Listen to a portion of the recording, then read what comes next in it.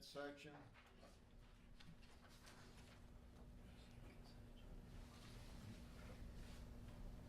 Let's do the consent agenda first. You see the consent agenda, I'll entertain a motion to approve the consent agenda. I make a motion that it be approved. All in favor say aye. Opposed, no. All right, now the public comments. Anybody wishing to make comments to the board can come forward at this time. Give your name, address. Okay. Keith Langdon, 505 West Parish Drive here in Denton. I apologize for not coming during the public comment. What I'm here for tonight has to do with obviously the budget and what I presume is a substantial tax increase as it was presented here in the county. And it kind of got my attention last Tuesday at our, last Thursday at our equalization review tax hearing that I sat on, the board I sat on. And it came up and Rick Hester mentioned that he was keeping the tax rate at the same, and with 24% increase in value in the county, my tax as far as the county is going to go up 18.72 cent tax increase for the taxes for the county. And I got looking at the towns, and I know it's been recommended to keeping the same tax rate, and that equates to a little over 12% tax increase. So I'm just here. I've had some people ask me to come and speak to, because I've been involved with the town in years past. That's a pretty substantial tax increase from 1 year for the average person. I can pay my taxes like I'm sure y'all can pay yours. The town of Benson went up between 26 and 27% in total value.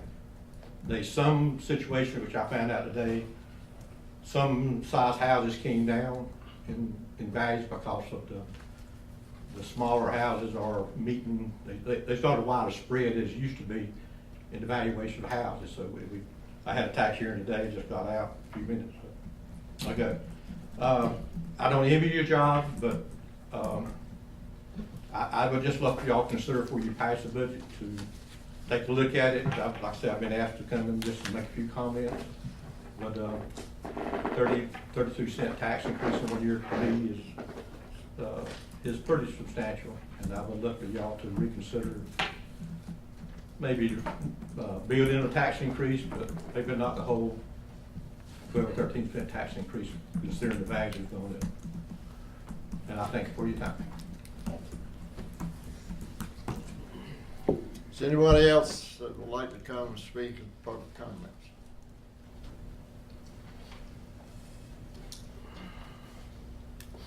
We'll go to old business.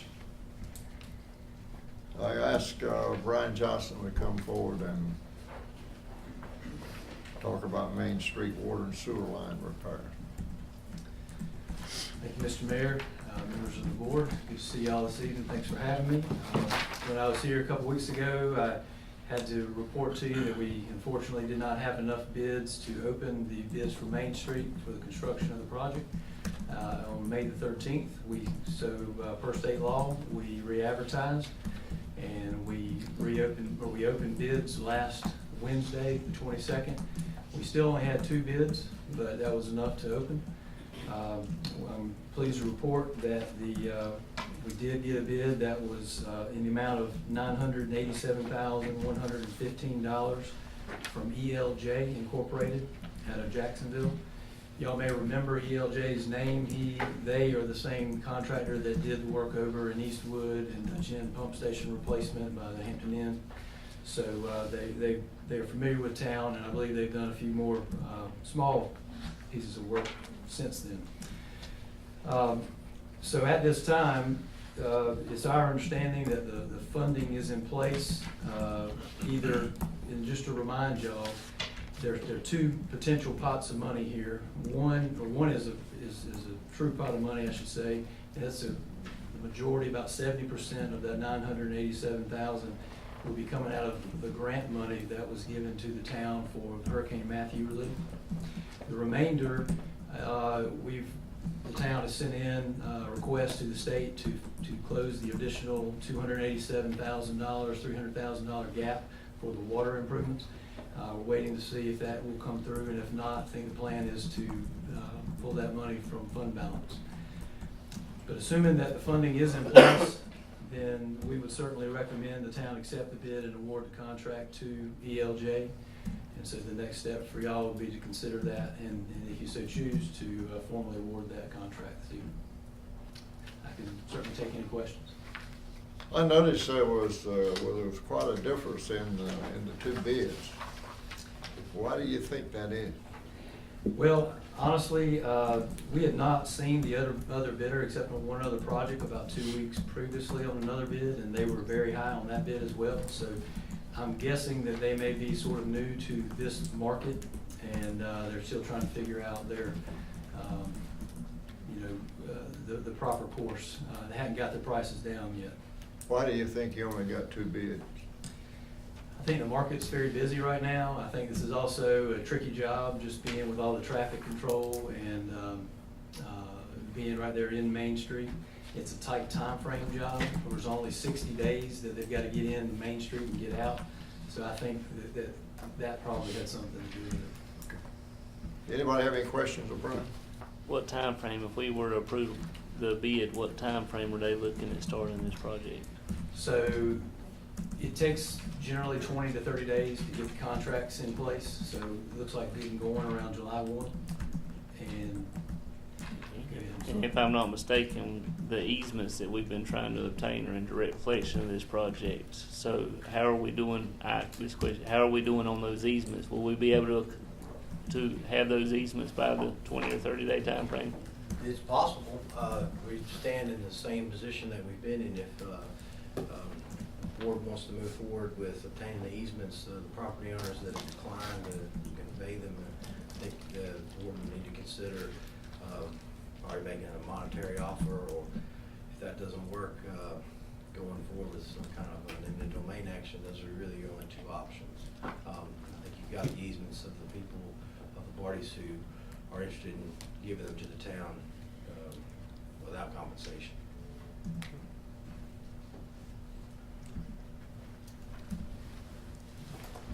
Turn the burners up. And just to close out on that, everything should be completed before Mule Days in regards to Main Street. There may be some other areas outside of the Main Street area that would go beyond, but that would really only be if we had inclement weather. The full contract should be done in 75 days, which should put you 2 weeks ahead of Mule Days. I got a question. Yes, sir. Will they be repaving what Yes. they've done, or just because I know Main Street's gonna get repaved in October?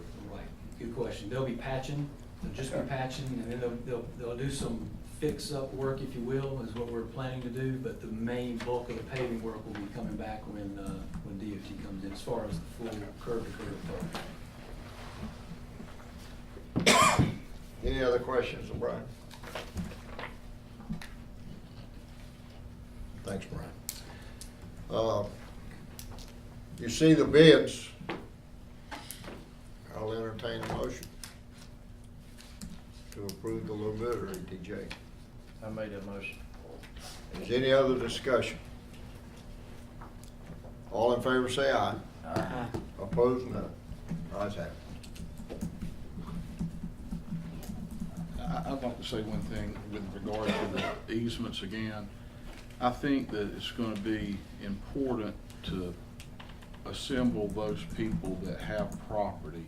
And I think that, I've mentioned this before, and I've talked to Ike, and, and I think it's going to be important maybe for Fred to be involved in it, and to try to assemble everybody that's got a property interest that's involved in it, and sort of deal with it all at one time instead of doing it piecemeal. And at that point, I think everybody's at least on board. They know what it is, they know what is being requested, and they can ask all of the questions, and I think you would find that it would be a smoother process if we would all sit down at one time. That's just my suggestion. What does everybody else think? Sound like a good idea? I would be concerned that people are holding out to see what their neighbor's gonna do. Well, they're And if gonna we- do that anyway. And if we could put them all in the same room, we would be able to move them into one decision. That's right, that's the question that you're gonna get with all of them, and then if one is not, if there's not full disclosure on all of it, then you're gonna have, bad feelings, ill feelings, and, you know, we don't want that, we want to avoid that. So we'll work on an invitation update. I definitely know what remains in the project area of the Main Street section there that we need to get, so I work with Mr. Nelson, and we can get a list and notify all those property owners and see if there's a time we can work out with all of it. It's not that many that we probably couldn't work with around schedules, you know, and not do something late in the evening or something, maybe just get everybody in here and talk about it. And you may be able to get full agreement like them with everybody there and get it inked and move on. It sounds like a good plan. Thank you. We'll work on it. All right, now consider approval of the fiscal year 2019-2020 budget and fee schedule. Fred or Matt? I'm not sure what the board would like to do this evening, so if you want the presentation, I believe we could load it and go through it again. You can have the conversation or answer any questions. What is the pleasure of the team? I'd like, okay, we're missing 2 commissioners, I'd like to table it for tonight. We really need to have some discussion about what Keith Wayne brought up. Yeah, I saw it printed out, what Keith was talking about today. The average 2019 property value increased 24% in the county. That's gonna be a substantial increase in a lot of the people that may be living on fixed incomes, and they're gonna have a tough time absorbing that. And, you know, I know that we had talked previously, 5 months ago, I believe it was, about reducing the tax base. Obviously, we don't have any impact. We can't control the value that's placed on the property, but we can control the base rate. And you know, I agree with Dean. I would like to see us look at that, and if there's something that we can take out of the budget and allow us to reduce that tax base, then I think that's what we need to look at doing. The Benson taxes in 2018-19 collected were $1,575,000. The proposed is $1,695,000. That difference is $120,000, which equates to 7.6% adjustment. My home in particular had an increase of $8,000, which is a 2.8% adjustment, not 20 or 21. Benson's total aggregate increase because of its new tax base went up 16%. So if you would give us your homes as examples of what your previous tax rate or home value was to today, we can give you an exact impact. So on average, it's not 24%. In Benson's total tax rate, the increase we have is only 7.6%. We've discussed that on multiple occasions here. So if you wanted any other information, I'm sure Mr. Nelson will bring it to you, but when you're looking at the 54-cent tax rate for Benson, holding that figure, you've had almost $100 million of commercial growth over the last 36 months. So that's increasing your tax base. So it's a combination of growth and the reval. So the reval didn't hit people greater than 7.6 or 8%. There's anomalies within that. Some of those are commercial, and those commercials are being arbitrated down. If I'd answer any questions that you do have on that. My question specifically, and I think it was May the 7th, was if we reduce the tax base rate to 51 cents or even below 50, and I think that's what I sent to Kim, and she sent me those figures. You know, I believe if it was Matt or Kim or someone can reveal that tonight, but at 51 cents, the difference was $120,000 in the budget, I believe. Is that correct? Yes, sir. The increase today is $120,000. So if you take that at 54 cents is an equitable number of $31,388 per penny. So to decrease the budget, you would have to lower it 120,000 divided by 31,388, 3.8 cents to be revenue neutral. So it's a 3.8% tax base adjustment, not an increase, but a tax base adjustment. So if you wanted a revenue neutral rate of what you collected last year to this year, you would have to lower the rate from 54 by 3.8 cents. Well, I certainly want to see us look at doing that if that's a possibility. And I think that it is, because I think we can trim some of the other stuff that we've got in there. What do you plan, and I'm just taking, I looked at mine, and I'm just wondering what we're planning on trimming here, because I know over the past 12 months, we've been belated over the condition of the streets here. And I know the majority of the new budget was scheduled to go toward new paving next year. I looked at my house, an example, on Church Street. My house went up 33%, but that includes the county rate as well, which, as you've already stated, we don't have any control over. I can tell you, as a father of three, my tax bill went up an average of about $30 a month, give or take a few dollars. Personally, and I'm not even going to talk about the commercial side, because obviously I had a huge increase on commercial as well. But on the $30, I would gladly pay $30 a month to keep from bumping up and down the roads in town. And I don't know, I just wonder where we're going to trim, because I feel like we've got a balanced budget.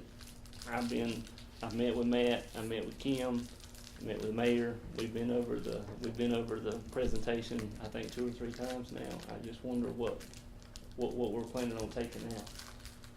Because I feel like we're already behind, and if we take out more, that's just gonna put us further behind in the next couple of years. Well, you can adjust your budget over there in the course of the year if you need be, and if it needs to be done. I know right now, how many are we short in the police department now? 4. And how long have we gone without those 4 being replaced?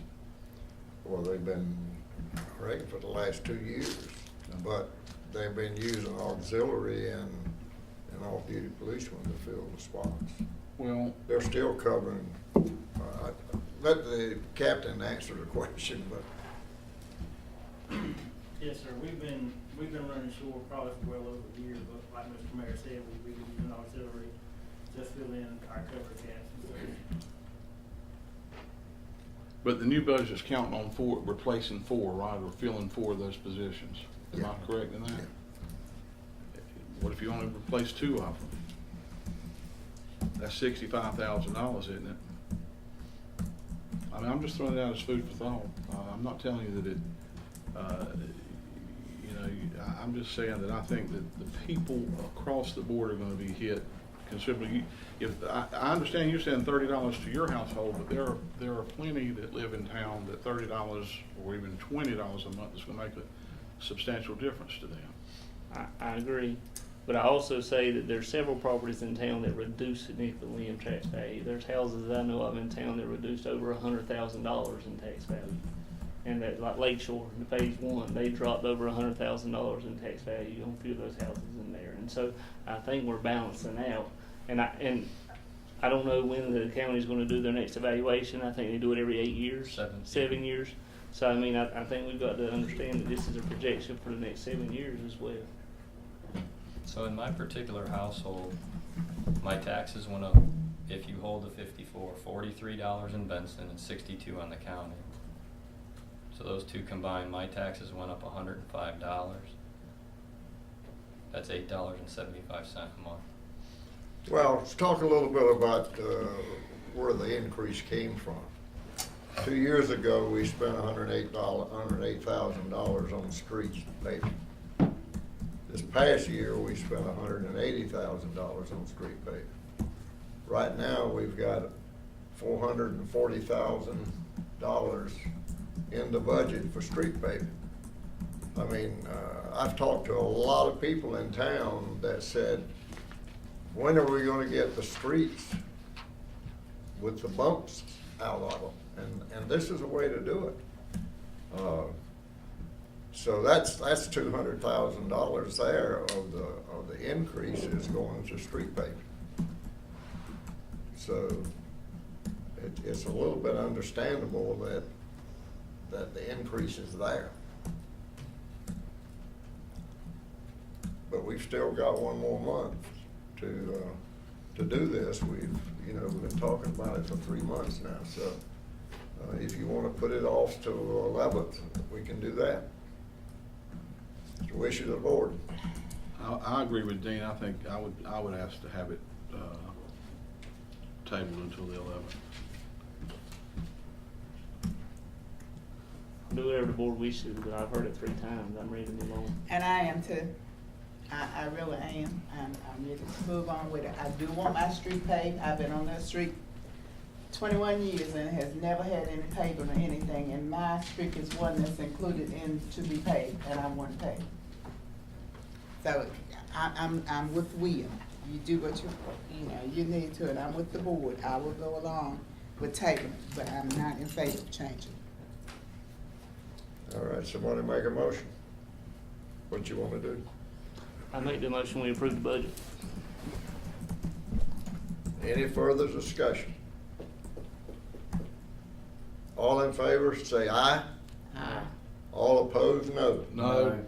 All right, those noes, raise your hand. The motion fails for lack of a majority. Oh, we got a quorum. You gotta break your tie. No, I don't have to break.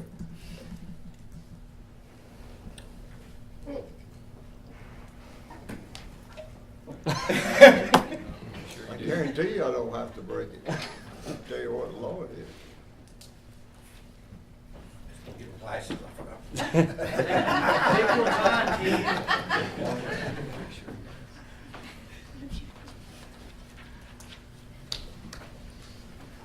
Are you looking that up? Okay.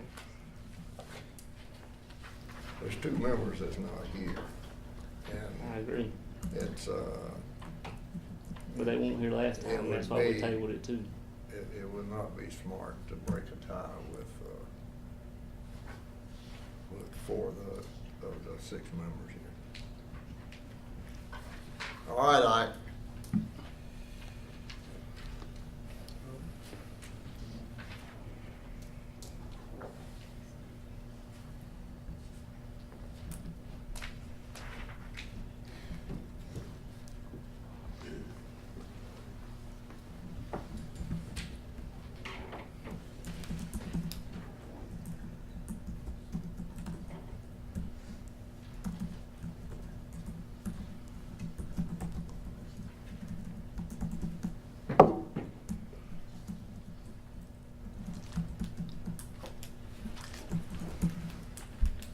These are your board of procedures that you passed. I'm aware of the provision in the law that the mayor's referring to. I think generally, if you threw this question out to a bunch of lawyers at the School of Government, they'd say, well, I don't know, the mayor has to vote in the event of a tie. But let's go to what this board passed in its own procedures.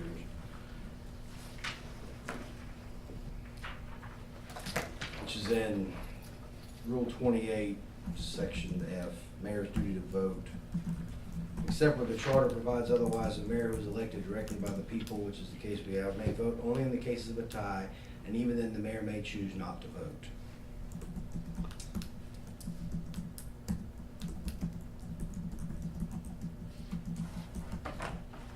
I think those are your rules. Motion fails, we move on.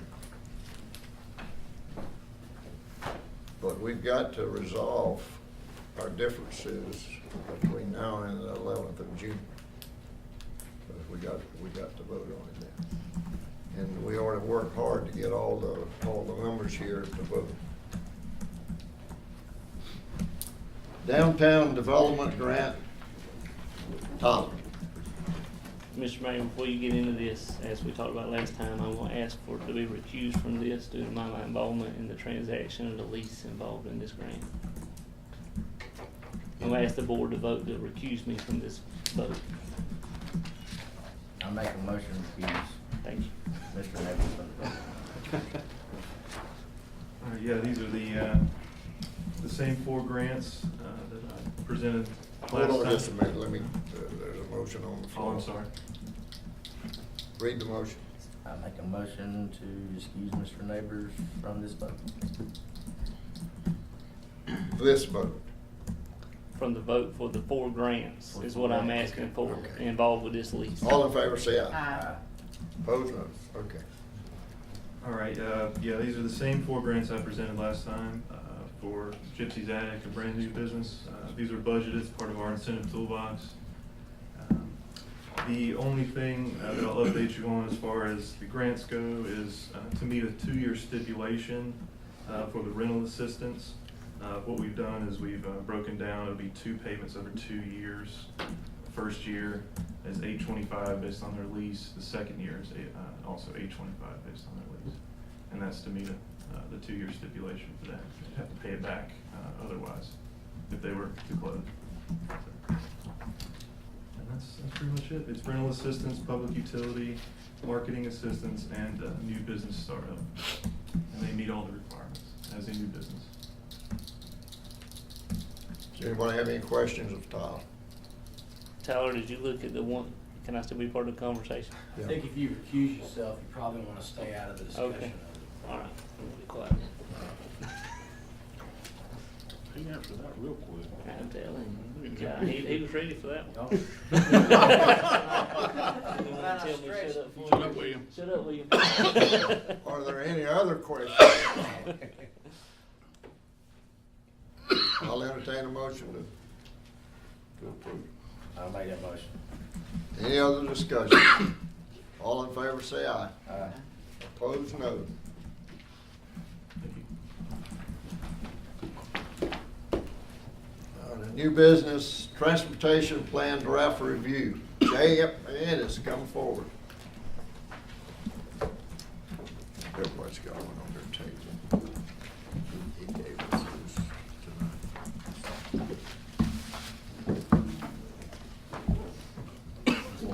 Good evening, everybody. I appreciate y'all having me here. And I appreciate the opportunity to work on this plan.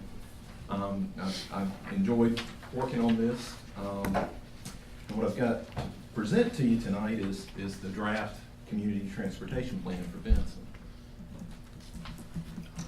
So we started this process back in December 11th. We had a public meeting. And basically the purpose of that meeting was just to let the public know that we were starting this plan, kind of what the plan was about. We talked about some about what the goals of the plan might be based on what the town had included in the request for proposals for the project. Of course, the purpose of it is to help determine future transportation needs and some potential solutions for Benson. So this is the process that we followed. We developed a vision, we conducted a needs assessment, we analyzed alternatives, and now we're to the point to present the draft plan, and we'll be looking to finalize that plan based on y'all's comments and recommendations and what we hear from the public. So to help with the plan process, we had a steering committee. Matt volunteered or drafted and got a number of people to help him. The steering committee met 4 times in February, March, April, and earlier this month. We had town officials, town staff, representatives from NCDOT, James Salmon with the Upper Coastal Plain RPO was on the steering committee. Had area businesses and residents participating on the steering committee. And I think they were a big help with this study. The steering committee agreed on the goals for the plan, discussed the needs and agreed on the needs to be addressed, and agreed on some proposed projects and recommendations for the plan.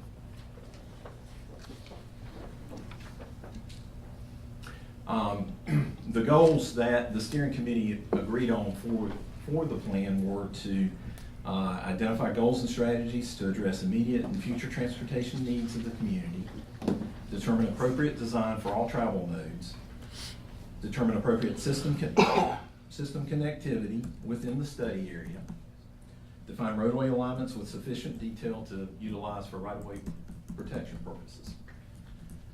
Other goals were identify future alternate truck routes to divert truck traffic from the downtown center, determine appropriate design for future widening of NC 242 north of Benson, and to evaluate and determine bicycle pedestrian alternatives in accordance with adopted town plans and policies. So some of the needs we looked at were some of the roadways in the area with the highest volumes.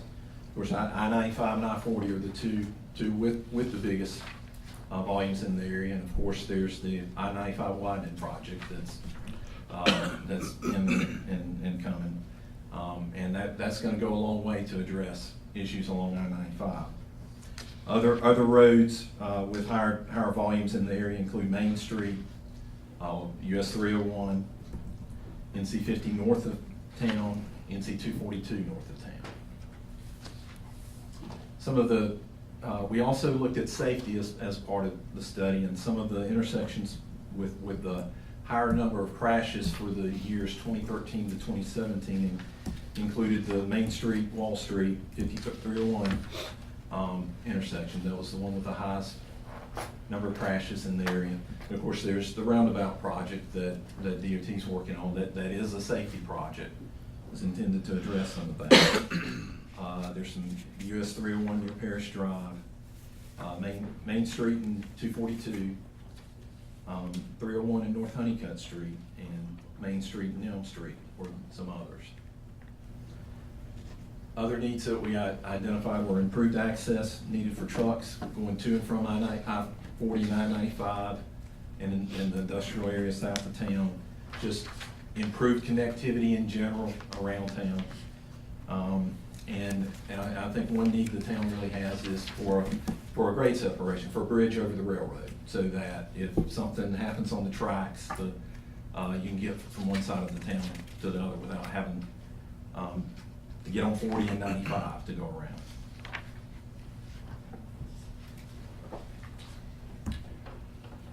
I wanted, we've got 10 highway type recommendations in the plan that I wanted to touch on with you this evening.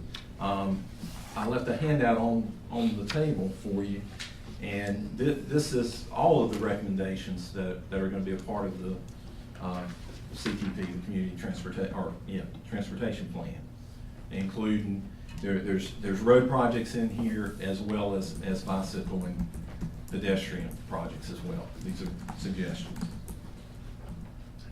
First recommendation we have is for a new road to connect Banner Elk Road at NC 50 with Railroad Road at NC 242. This would be a two-lane road. It would just provide another east-west way to get around on the north side of town to improve connectivity. Second project that's on the plan is to make some, I'm calling it access management improvements at the 242 I-40 interchange. What this would involve is realigning Woodall Dairy Road. Right now, Woodall Dairy tees into Federal Road Extension, which then intersects with 242. What this would involve is realigning Woodall Dairy and taking Woodall Dairy to NC 242, putting Woodall Dairy about 1,000 feet away from the I-40 ramps. In order to help interchanges to the ramp intersections to operate better, typical practice is to have at least 1,000 feet between the ramp and the first access on that side road. So this would get that 1,000 feet, and the Federal Road Extension would tee into NC 242, and this would be built as a two-lane road. Another suggestion is to build a road on the other side of NC 242 that could provide access to properties on that side of the road. And as a part of this, control of access would be bought between there and I-40, and that would keep any driveways from coming in too close to that ramp. But then those roads on the side would provide access.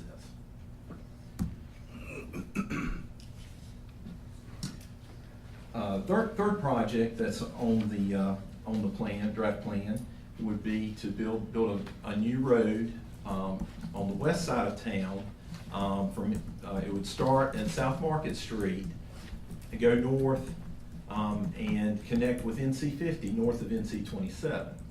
A bridge would be built over the railroad and over 301. And this would provide a grade separation and allow, if something was going on the tracks, a way for people to get around without being stuck because of the tracks. This would be built as a 2-lane road on the 4-lane right-of-way, so in the future it could be expanded if needed, without having to buy additional right-of-way. There's the fourth project is related to this one. I'm showing it as a separate project.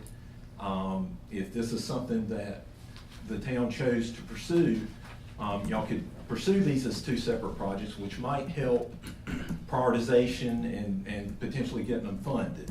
I think either one of them could stand on their own as separate projects, but together, they would work even better. The second would be another new road going from NC 50 south of town up to Cub Road. So with the new bridge that's being built on over I-95 as part of the I-95 widening project that's connecting South Market with Cub Street, you would have a continuous road from NC 50 south of town to NC 50 north of town. And that would benefit the industries that are in that area.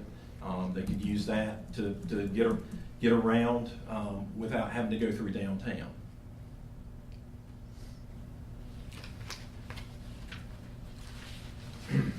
Then the next project that is on the draft plan would involve improving Massengill Farm Road and Stewart Road in Harnett County to, right now, there's curvy roads.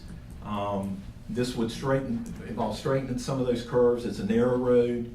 There would be 2-lane widening, just putting 12-foot lanes out there, 4-foot paved shoulders, basically improving the road, actually directly connecting it to Robin Hood Road, where it would be a straight shot to get to Hodges Chapel Road, where then you could access the Hodges Chapel Road interchange at I-95. So this along with that kind of NC 50 connector I was talking about, that would be another potential route for trucks to get to I-95. They could, if they were on the west side of 95, they could just go across 95 on the connector and the new grade separation and take Massengill Farm Road down to Hodges Chapel and get to the interchange. And that would cover the east side of 95, and then on the west side of 95, we have a recommendation to improve Hodges Chapel Road between 301 and 95. As you are aware, again, that's a narrow road. There's 2 really sharp curves on Hodges Chapel Road.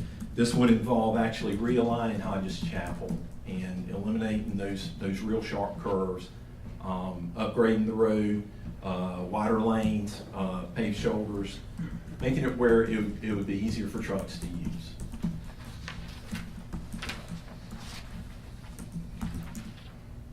The next project on the plan is 242 North widening. This is broken into two pieces in the plan. The first piece I'm going to talk about is from 301 to just south of Tar Hill Road. The proposals to widen the road to 4 lanes with a 23-foot median. There could be a multi-use path that was built on one side of the road as part of this as well. And then the next project would be the part of 242 from south of Tar Hill up to I-40. This project is actually funded in the draft TIP as a 4-lane road. What recommended in this plan is a 23-foot median, multi-use path on the side of the road, and realigning 242 and Tar Hill Road to try to improve sight distance at that intersection would be a part of this recommendation. The next proposal would be actually to improve Tar Hill Road between 50 and 242. Again, 2-lane widening, 12-foot lanes, 4-foot paved shoulders, straightening some of the curves a little bit along there, just basically improving the safety of the road. And then the last potential project I want to talk with you about is NC 27 from Mingo Road to 50 on the west side of town. What we're recommending is widening that part of the road to 3 lanes with curb and gutter, and providing sidewalks along there, and that would improve the mobility and safety of the road.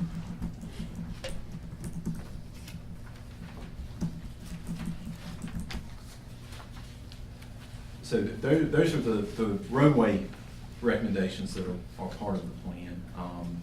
Wanted to touch, before I left, touch on what the next steps would be. And Matt, at this point, is there anything you want to add? Okay. Appreciate that. Yeah. So the next step would be for y'all and town staff to review the draft plan. If y'all have any comments, let us know. Certainly let Aaron or Tim know, and they can pass it along to me. I think it would be good if we had some type of public involvement as well to present the draft plan to the public. Yeah, all people have seen right now is that we're doing the study. They have not yet seen the plan. Of course, the draft maps are up on the town website right now. They've been updated here lately, and Erin and her staff will put the latest versions up there. When would you propose to have a public hearing or public meeting? Well, we could do it in June, potentially, or in July. If y'all, Matt was suggesting earlier, maybe doing like we did in December, have a public meeting, kind of a drop-in meeting prior to a council meeting. Like having the public meeting on the 10th of June and then the regular board meeting on the 11th? Potentially so. That you would need to advertise it. Might be kind of quick to get it advertised. In December, we had a public meeting right before the council meeting, so I would have the public hearing between 5 and 7, and then the board meeting at 7 to whenever. And that way, they would be able to put input before the board meeting. I think that's what we did. Isn't that what we did, man? Yes, sir. The thought process was to allow people to ask questions without having to come to the podium, which decreases the intimidation factor. And then maps would be up. In the past, you did it in the kitchen, and then you would have an official public hearing where somebody that wanted to speak about a particular item would come to your board meeting. What Mr. McGay, what Jay is referencing here is on the 11th, it isn't 2 weeks away. So we would recommend if you're going to do a public hearing, you try to schedule with a 2-week lead time. And then you also need time to craft the ad and put it in the paper. So if you don't have a slated second meeting in June, I believe your first opportunity would be then your July meeting, which is approximately 30 days out, and it's July 9th. So it's whatever you choose to do. If you had the second meeting in June, you could do it then as well. What does the board think? July 9th. Yeah. That would give the public 30 to 40 days to review the documentation, ask questions of staff. You could put it into the newsletter. Is that okay with you? That would work just fine with me. Yes, sir. So let's do that. Gribble? Any questions of Jay? And wanted to mention one more thing, and of course, if y'all would like to adopt the plan, you do that after the public meeting. What will happen with the plan is that it will be shared with the county and with DOT. And the next update to the county CTP would be taken into consideration for that, and hopefully these recommendations here would roll up into the county plan. And then when the county plan was adopted, that DOT would adopt the county plan with Benson's recommendations in that. It probably would be a good idea too, along with the public hearing, to send all the people that was on the transportation meeting a copy of this before Yes. the meeting, so they could see what had occurred from their inputs.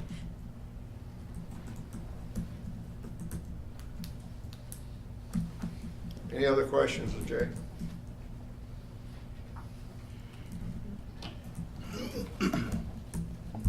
Well, I thank you for y'all's time. Thank you. Thank you. Consider an agreement with Fleet Enterprises on police cars. Are you gonna talk, Yes, sir. Mayor, as they come up, I would ask, is it possible to be excused? I have to go to the airport, and if you didn't have any other questions that were budget related, is that okay? Thank you.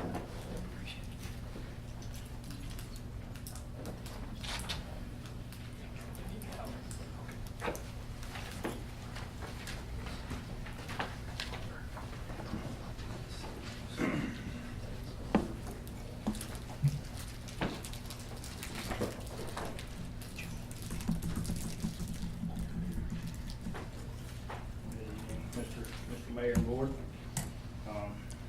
Tonight I'm filling in for Chief Edwards. He's got a sick daughter he has to take care of. As you can see up on the screen, we're here tonight to discuss a proposal to improve our fleet of vehicles for the police department. Over the last 8 to 12 months, we've had some pretty significant losses in our fleet. Our current operational status, we have 15 positions and 11 operational vehicles. We had a couple with motor issues that have cropped up that have high mileage, and it's not worth the money to repair them, in all honesty. We have one vehicle that has the motor is seized on it. We have a vehicle with 88,200 miles that needs major fuel system and electronic repairs. We have a 64,000 mile and a 69,000 mile Charger with blown head gaskets, which you could repair the head gasket, but they recommend a complete motor swap. And at 60, 70,000 miles, the juice isn't worth the squeeze, in all honesty. So what we're proposing, in conjunction with the enterprise leasing program, is to get rid of the vehicles that are damaged. It's my understanding that y'all will, if nothing else, take them off our hands, right? That's correct. Okay. So we're going to either trade or surplus those vehicles through Enterprise and replace those with 6 new vehicles, 2 of which would be SUVs for our investigators. Both of those are all-wheel drive vehicles, so we can use them in the snow, we can use them during storms and such. And then 4 Dodge Chargers for the patrol division. That's a photo of the SUV that we're considering. Has all-wheel drive capability and additional cargo space for the investigative equipment that's needed. And then our standard Dodge Charger that we've been running for several years now. The good thing about the newer Chargers now, they have backup cameras as a standard equipment, so we won't be hitting fire hydrants and stuff like's happened in the past. And the last part of our proposal is to update the graphics package on our vehicles. We've been running the same red, white, and blue color scheme since 1995. A lot of agencies around us have updated theirs. I know Clayton has, Dunn has, Smithfield, Selma. They've all changed their designs and stuff. The good part about this is it's roughly the same price as what we have now. It's $10 more per vehicle, but the vinyl that they use on these is reflective, so it gives you better visibility at night. You know, the headlights will reflect off of it, and like I said, it's $10 more than what we're currently using. well, how are we gonna save money with this proposal? I will let Mr. Benjamin take care of that part of it. I'll have a handout. Sure. Good evening, Mayor, Council. Thank you for having the opportunity for me to speak today to the board. I've had the opportunity to meet with many of the folks in the town of Benson over the past year, whether it's starting with finance, the police department, the town manager. And first of all, we work with over 25 other government entities throughout North Carolina alone, not to mention hundreds throughout the United States. Enterprise, we're still a privately held company, and as you know, we have brick and mortar locations in most of the counties and several cities throughout the state here too. So our main thing is we continue to support local business. The way that we're able to enter in and step in and help municipalities specifically, we just want to help you freshen up your fleet. And we do that by allowing you to enter into a leasing program that allows you to maximize, because what you do is you buy vehicles just as well as we buy vehicles, Enterprise, or the state contract. So your price is your price, whether you get them through us or go directly through the dealer, which we will continue to use those same dealerships. But what happens is you're not utilizing and you're not tapping into the best time to sell those vehicles. So you're losing out on all that resale. So we help our customers firstly acquire the vehicles, and then they operate the vehicles, and then they sell them when they have that usable life left. So we're continuing to monitor that for market conditions in the best time. But what's happening is when you operate these vehicles right now until basically the wheels fall off, they're worth $500, $1,000, and you're able to dispose of them through gov deals or on the street or someone pays. But if we're going to tap into our leasing program, and for that same fixed budget, let's say of $60,000+ that you normally go out and just stroke a check and buy 2 vehicles, well, it makes more sense to enter into a leasing program, thereby allowing you to lease 6 vehicles for that same annual fixed budget. And we do that by setting that residual on the back end, so you're only financing the portion of the vehicle you're going to use, selling that vehicle at that maximum time, keeping your monthly payments smaller, thereby allowing you to lease more vehicles and selling them at that optimal point, whether it's 3, 4 years, 5 years. They're open-ended leases, so there's no mileage restrictions, there's no abnormal wear and tear. So think about it this way. If you walk into a dealership as a government entity, that vehicle is normally retail $32,000. You buy that vehicle for roughly $22,000 off the government contract, Sheriff's Association. You have instant equity out the door. We actually have government entities, specifically in Florida, that will operate these vehicles for 1 year for less cash outlay. They'll actually turn a profit. Enterprise, we make our money, we buy 1 million vehicles a year, we rent them for a year, and then we sell them for more than we pay for them. So we're buy and hold. So who else can do that just as well as we can? Government agencies. So if you're not truly tapping into the back end residual about this good equity, then you're losing out on that. Not to mention that you're playing in that space with high mileage. That's where most of your maintenance offenders are. That's where you start to, incur, those maximum expenses. Not to mention, as Greg was saying, all the safety features, the backup cameras, and it's for us to stay on top of that. So now, when you go ahead and sell those vehicles with 30, 40, 50,000 miles, and they're worth 15, 20, that's where we come in. We're maximizing that resale. We have franchise dealers, wholesale buyers, less financially challenged municipalities, security companies that want these vehicles, that are waiting to buy these vehicles. So we do that. We handle the resale. You're tapping into our the same portal that we're using to sell our vehicles on the back end. So it allows you to maximize that value. So we're saying we're not asking for any more money. We're working with at your existing budget to say, hey, what do we have? Not how many vehicles do you want, but what do you have to work with? And then we back into that by allowing you to enter into a leasing program to get, in this case, with that amount, it allowed us to go ahead and get 6 vehicles to start a partnership. There's no commitment beyond that. In essence, we like to say almost a pilot approach. It's our goal to earn the business over and over. We are the preferred vendor of the League of Municipalities. Like I mentioned too, just locally here, we work with Spring Lake, Town of Mount Olive, Raleigh PD, Greenville PD, Fayetteville. So it works, and it allows you to freshen up your fleet, and then thereby, like I said, reducing maintenance, fuel, and getting to more safer and reliable vehicles. At the same time, there's a cost savings because your price is your price, but you're going to maximize on the back end, and then there's going to be a shift from the buckets. So now your operating expenses are going to continue to inherently go down year after year. Who does the maintenance? You continue on the police vehicles. You do it exactly as you're doing right now. So the only difference is you're gonna be doing less maintenance, because you're gonna be turning the vehicles before they get into those, those high maintenance things. So for, again, these are, it's no different. We're still gonna go to performance in this case and get the vehicles for you. Nothing of that changes. The outfit, everything remains the exact same. The experience is the same. We'll do the coordination piece. Well, we'll have the vehicles. But like I said, the maintenance for all intents and purposes remains the exact same.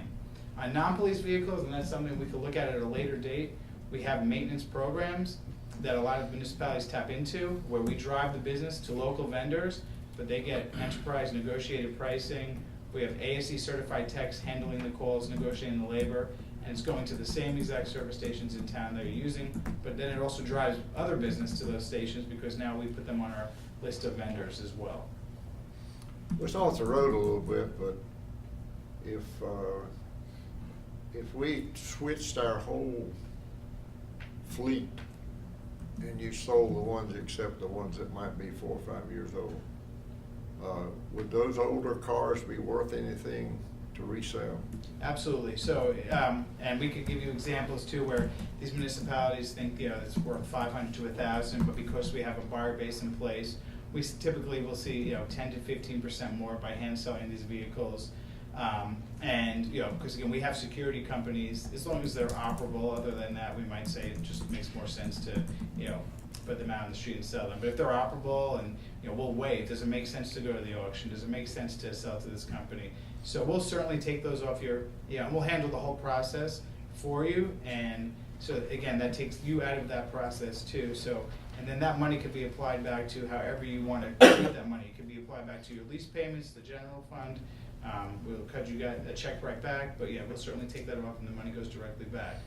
So what happens is, when you have now enterprise lease vehicles, if you go ahead and we sell those for you in year 3, and you're in an equity position of 4,000, the second generation, that's when you really start to see savings. Because now your monthly payments, if you apply it to that, are gonna go down considerably, or that money could go back to, like I said, different funds. What's y'all's experience with the Dodge Charger?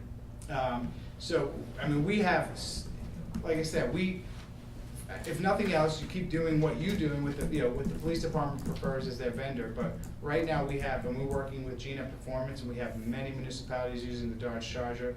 They find it very favorable. But what we'll do is we'll run total cost of ownerships in different scenarios as the market changes to show you what's the best holding cost. In this case, we don't want to come in and say, hey, we're going to change everything drastically. But when you come on board, our goal is to meet with you quarterly and make those recommendations and show you what's best in class and just stay on top of the curve of what's happening in the economy. What's your comment, Greg?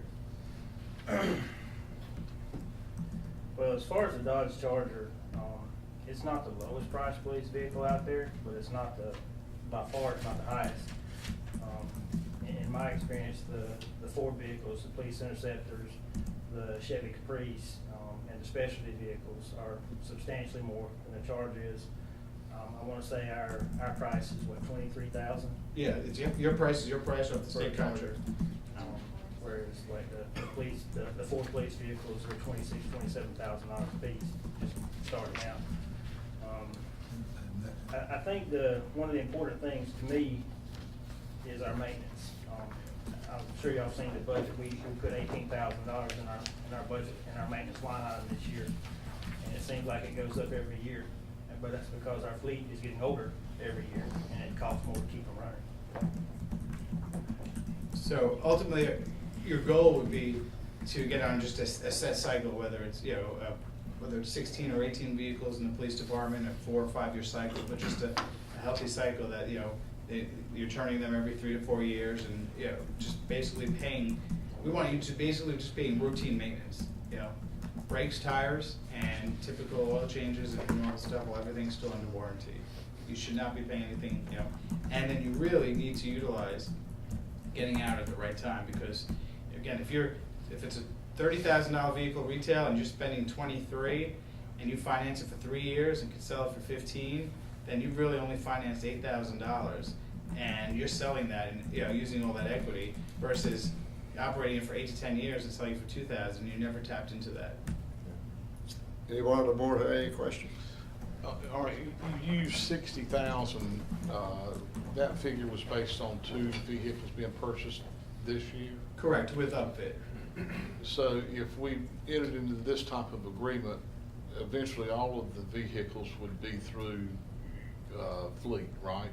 All of the vehicles that the police department use, all that they use would be through fleet. If they continue to go in that direction.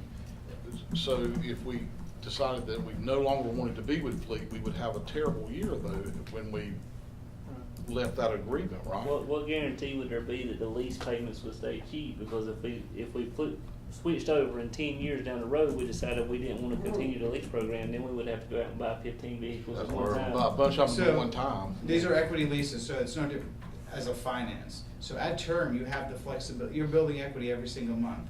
So at term, you could continue to depreciate the vehicle until it's paid off.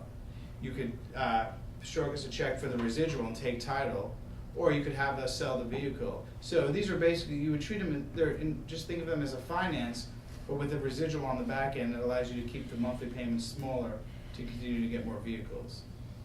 So your lease, so your payment will never go up. You'll eventually pay it off if you continue to depreciate it.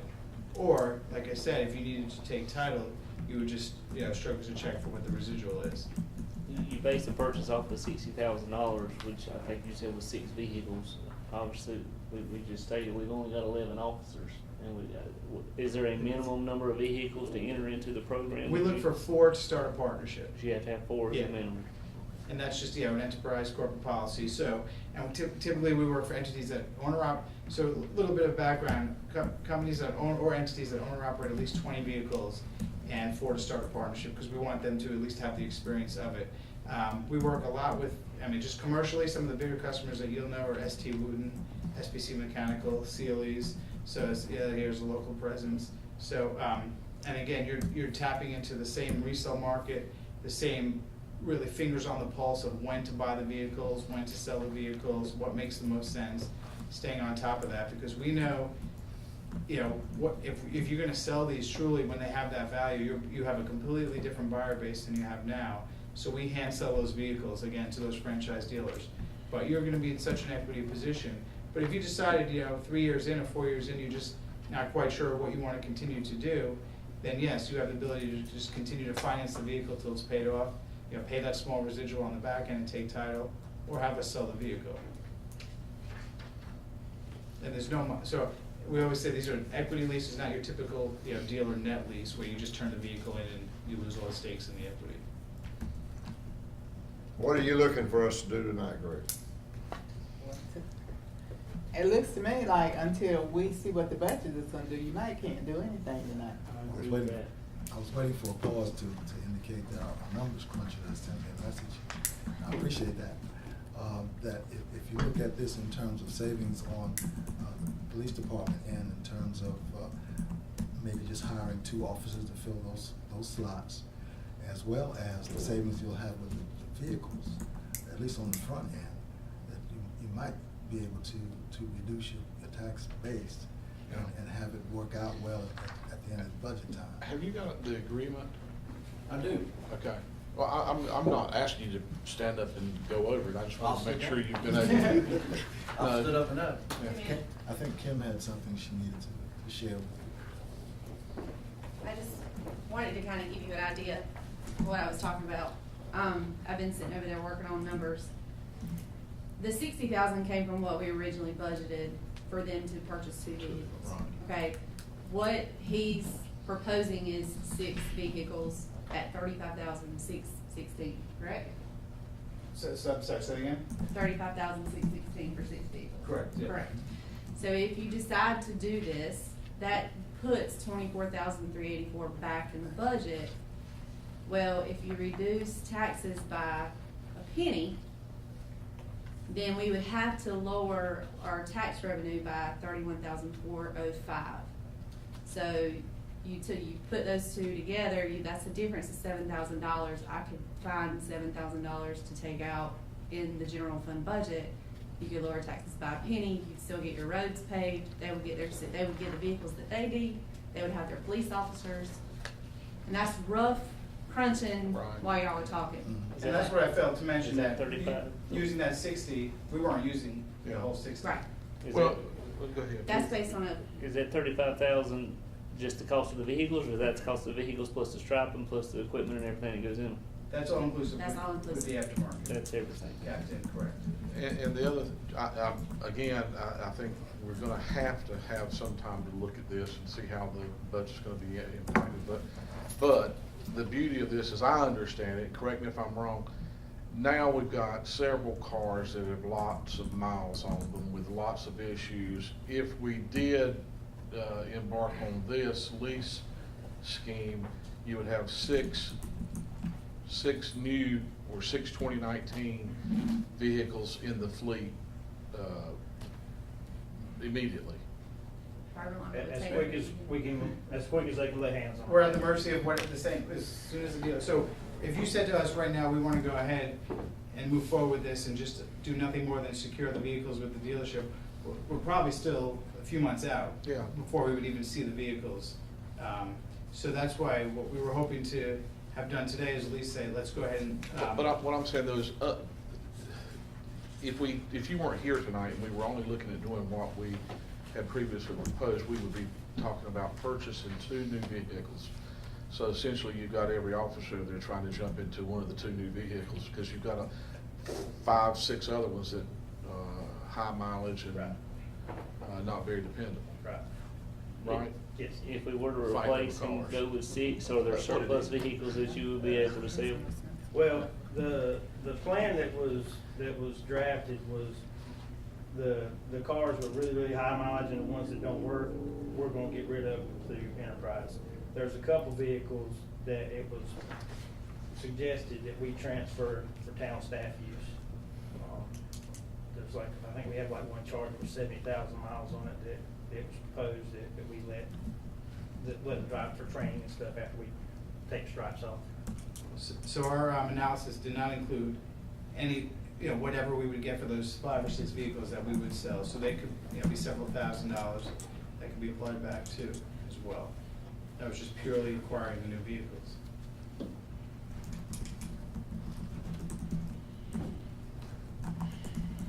Want to wait till the next meeting to? I think we've got To deal to, with I would like to see the agreement. I mean, I would like for, I to sign the agreement. Let's I've take- got a copy of the master equity lease agreement. I've reviewed it. Talked with Ben about it. I don't have a lot of problems with it. I can get a copy of it out to everybody to review. The only issues I had with it, he was willing to change. And this board, I would always say Commissioner Stack, because she's been on it longer than I have. My constant issue with vendors from out of state especially is that they choose to put a provision in there, and it's a boilerplate provision that we avail ourselves of their laws and courts, which we cannot do. They were fine with changing that. The document seems somewhat tailored to dealing with municipal clientele, so I'm pretty good with it, but I'll send it out if you want to review that as part of the next step with it. That's the key. So what's the wishes of the board? I make a motion that we table this decision until we come to an agreement on the budget. Any On the email discussion? letter. All in favor, say aye. Opposed, no. Okay. Thank you. Thank you so much, Thank and you. we'll be speaking with you down the road. Aaron Joseph. Consider minimum housing ordinance for residential demolition. Good evening, Mayor and Commissioners. Thank you for having me this evening. I am going to speak to you about a minimum housing code enforcement ordinance that we have brought before you this evening from the Planning and Zoning Department. This house is located at 303 West Martin Street. The structure burned back in 2017. And we have gone through the hearing process before the building inspector and the planning director. We allowed the process to, according to the ordinance, where we gave the property owner 90 days to remove the structure, which was May 13th, 2019. So that the next step is to, the structure was not removed by May 13th. So the next step in the minimum housing ordinance is to bring an ordinance request to the Board of Commissioners to authorize demolition of and removal of the structure. I received, this is a photograph taken back in February of the structure.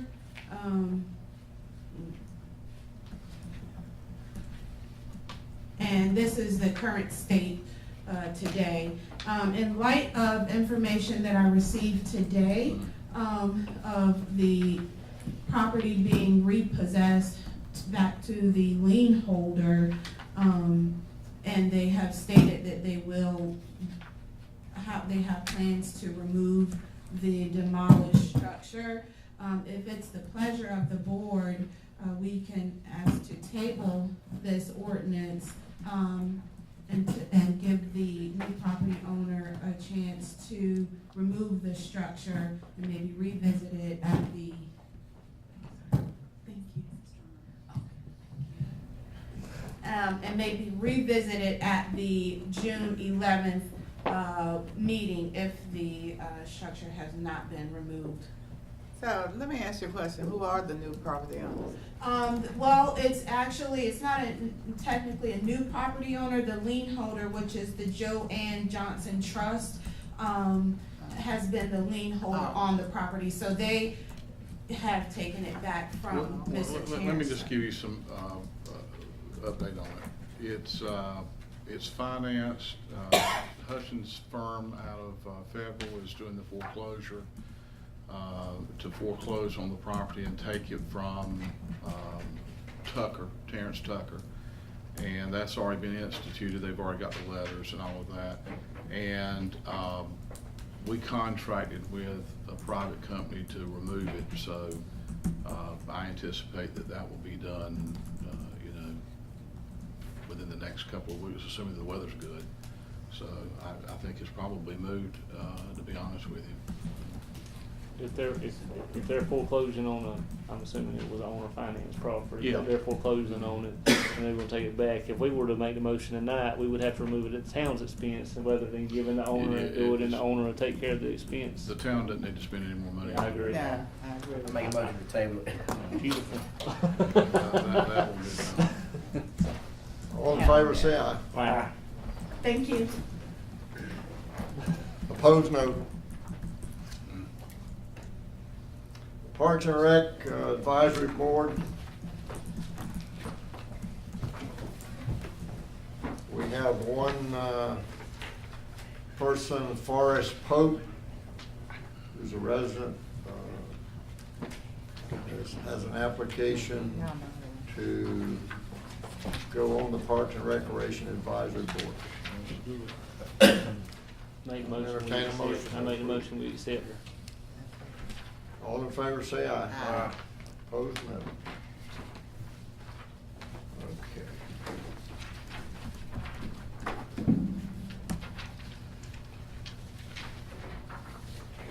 So we have a meeting on Thursday, June 20th. And that's gonna be a work session to begin the town manager process. Okay? Yeah.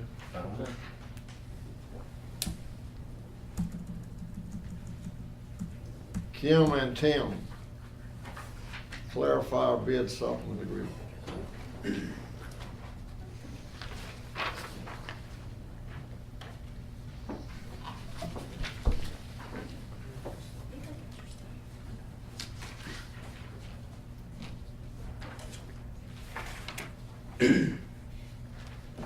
If you recall, we brought this information forward in the last board meeting regarding a significant change order or supplemental agreement to the contract that was in place for repairs, rehab of clarifiers, 4 clarifiers at wastewater treatment plant.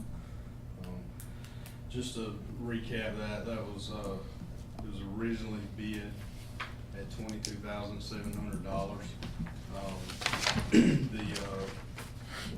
The project was, once we got into it, we quickly determined that the project wasn't scoped, to capture the actual needs that existed in those pieces of equipment.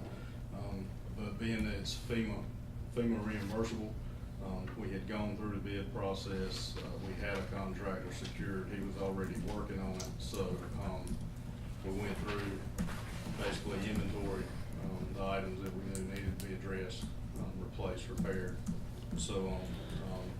And what I'm bringing to you is, for your approval to, basically execute supplemental agreement of $175,000 on that contract, to come out of this project with 4 like new clarifiers as opposed to the minimal repairs that were originally scoped on. On that first item, it says 4 clarifiers, $41,250. That is like 4 pieces. So that would be $10,500 for each one? That's Right. correct. Okay. That's correct. If you go to the unit bid prices, on the last or next to last page of it, some are lump sum because I've already identified that those functions or items need to be done, one and the same on all 4 clarifiers. Some of the items are bid per each because, as we, go into the 2 clarifiers that are still up and running, we don't know if we will need to replace those items or not. So it's a per each bid price on those items so that we can make that decision once we get in there. And this is gonna come out of FEMA funds? Yes, sir. But remember, we have to pay for it first and then reimburse us for it. Anybody on the board have a question? I'll entertain a motion. Bring that motion. All in favor, say aye. Opposed, no. Thank you. April financials, Kim Pickett.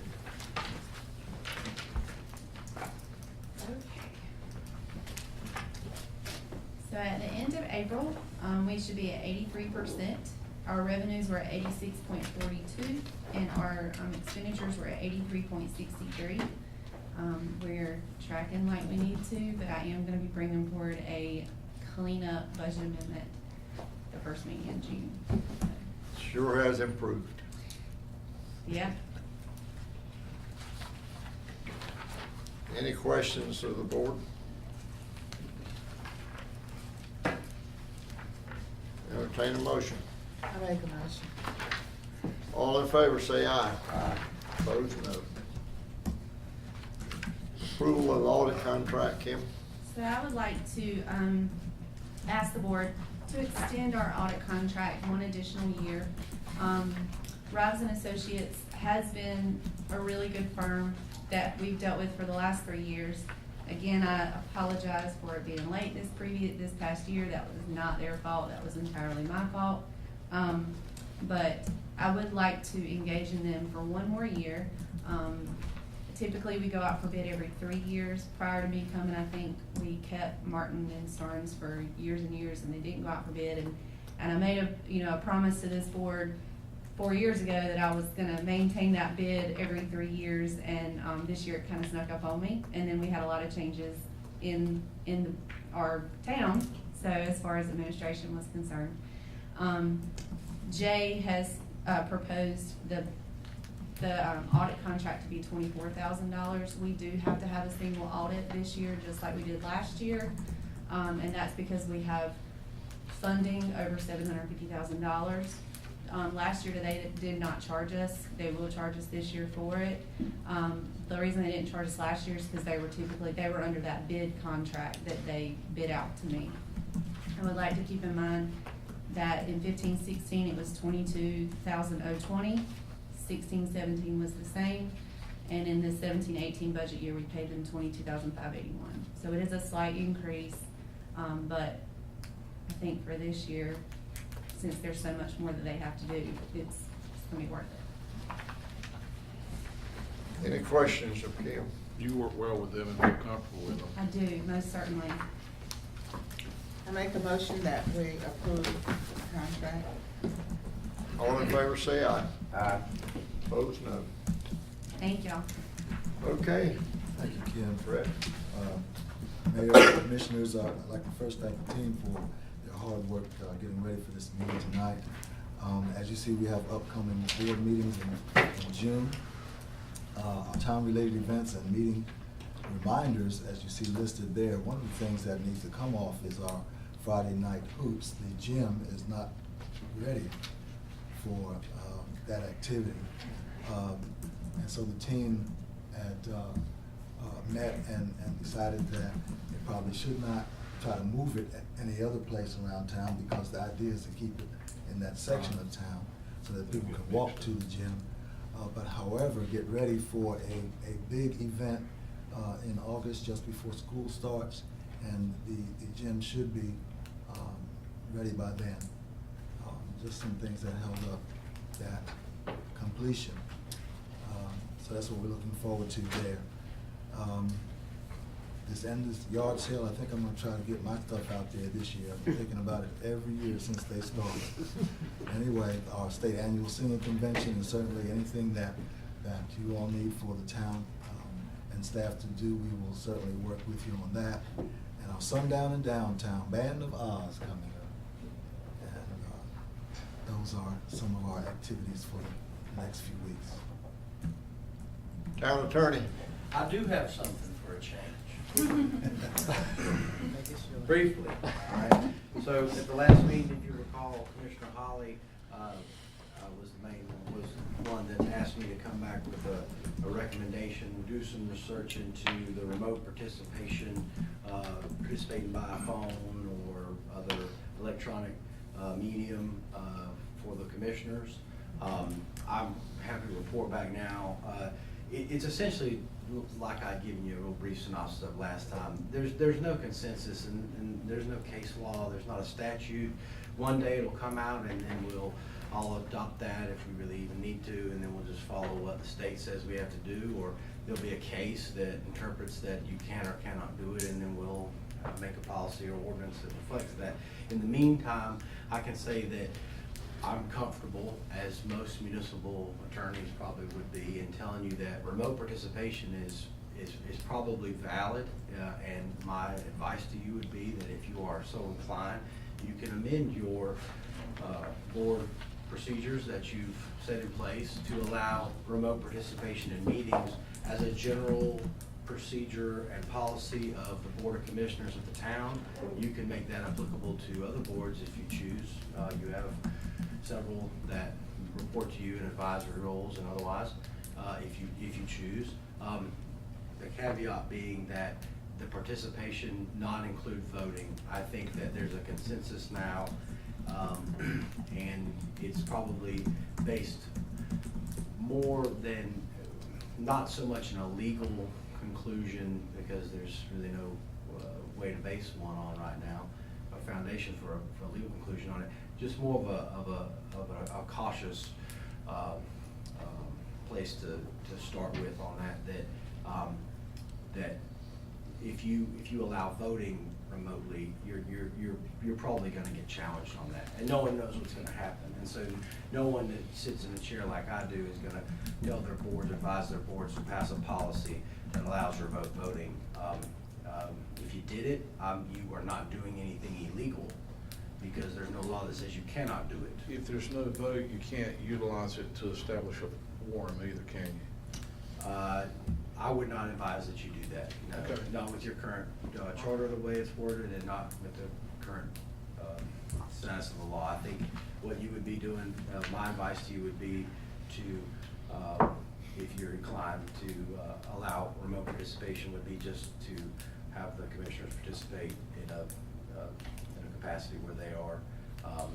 Why don't you get in and they can touch- participate in a discussion and all that, just not vote. Why don't you get in touch with Trey Allen and see if, what he thinks about putting it in the book? Well, he put it. Because from what I understand, it's not against the law, but it's not encouraged. But if we went on and made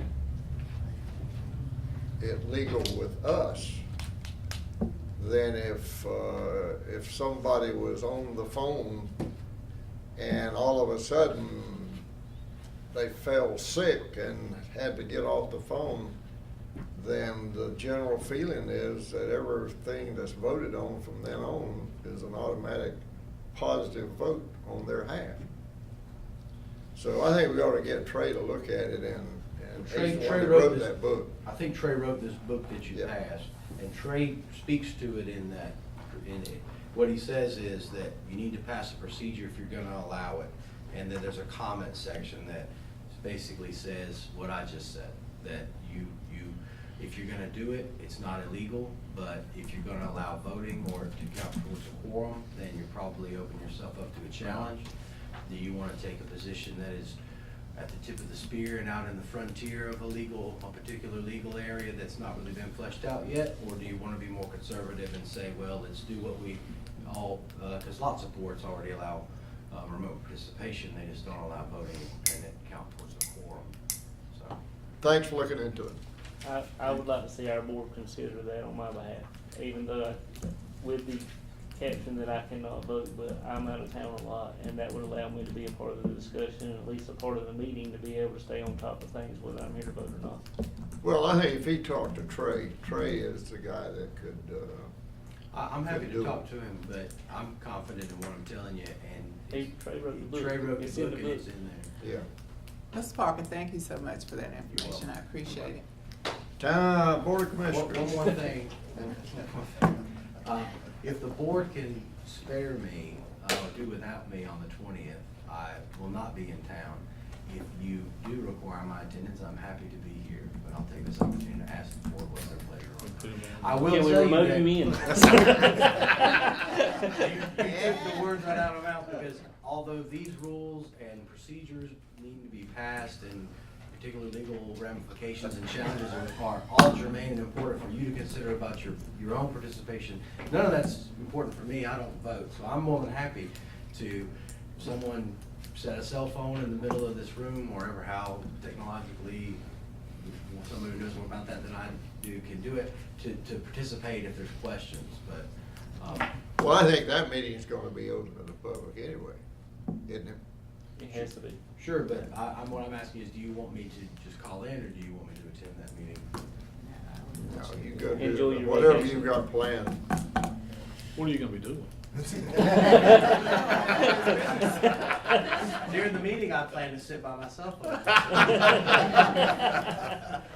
will check in with Mr. Nelson and ask the board directly in advance of the meeting, and I'm always on standby by cell phone anyway for any of the board members. So I will say, if you choose to, if you need to modify your procedure, if you want to change as a general policy, as of now, you can just do it on a case-by-case basis as you have.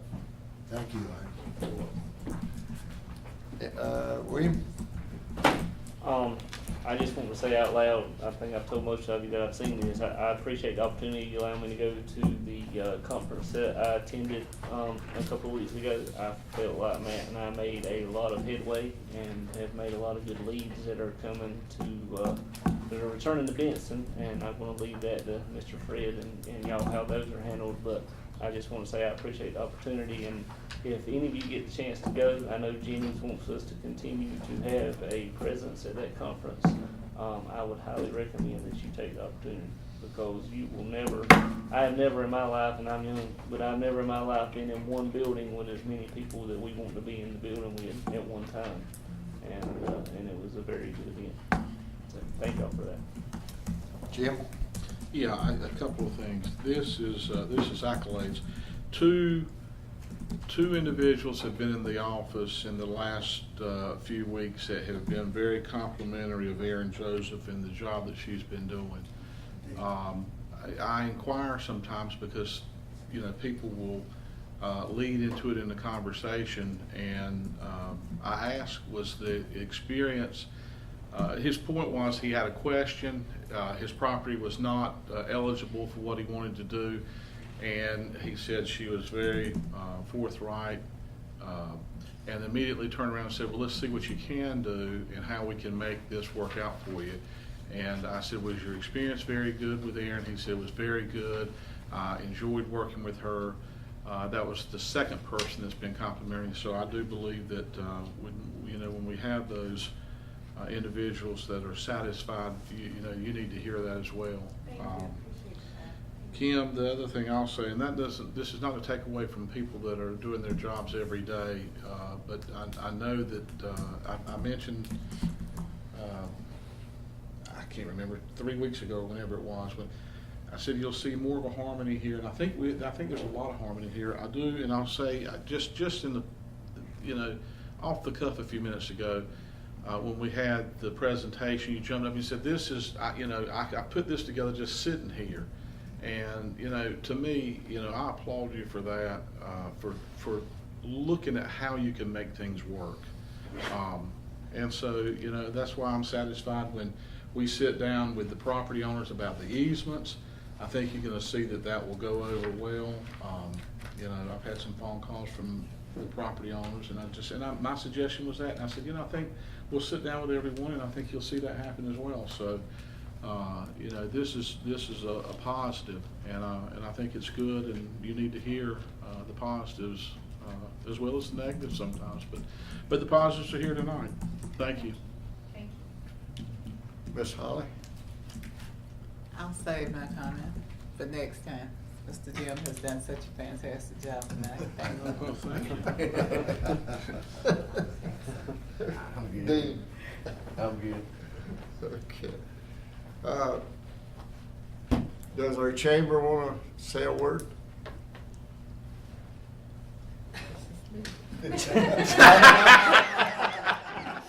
Whatever you say. Well, thank you for giving me the chance. I just want to say that May was a busy month. If you follow us on Facebook, we worked hard. We had a lot of events going on. And I want to publicly thank this guy right here for all he does to help promote the town of Benson. He's doing a great job. He's putting us on the map. And also I want to say that the Jimmy Caps weekend went great. We had people from here, from everywhere, and Benson made a great impression. In fact, I had several people say, "I'm coming back to spend some time in Benson." So everything went great, and thanks for your support on everything. And we're ready to roll in our office, and you know what I'm starting to work on now. So. Thanks for all you do too. Thank you. You're welcome. Mr. Mayor, I think we should compliment, since we're complimenting tonight, I certainly think we should do Captain Percy. I think he's done a fantastic job in stepping in for the chief while he's been out. So I just want to say on behalf of this board, we do appreciate what you do. Anything else? We'll go into closed session, NCGS 143-318-11A4. I'll entertain a motion. I'll make that motion. All in favor, say aye. Aye. Opposed, no. Call for the short break.